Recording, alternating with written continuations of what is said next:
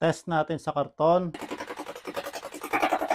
Guys, meron tayong bagong unit dito na TTI TR1 version 2. So, ito yung entry level na TTI TR1. So, mga kasama niya sa loob, guys. So, ito yung mismong unit.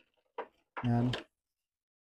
Ito yung safety shades, pre-gel ball, sling mount, magazine na may window. Yan, transparent window. Ito yung 7.4 volts battery na naka-reverse plug or Tamiya. Charger, pinaka-bat stock niya.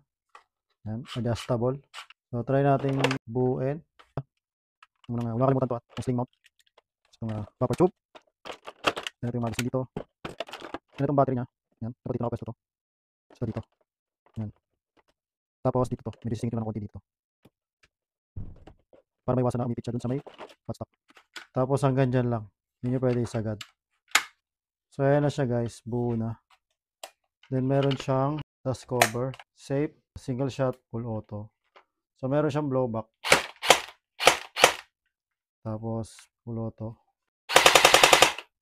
So, maganda yung blowback niya. Malaki yung galaw. So, naka-metal gears na rin to. Metal din yung ladder, metal pinion. Hindi siya metal gearbox. Metal inner barrel na rin siya. So, bali meron na rin yung kasamang toy grade na ATEX scope. Ayan, ganyan na siya. Test natin sa karton. Single shot. Full auto.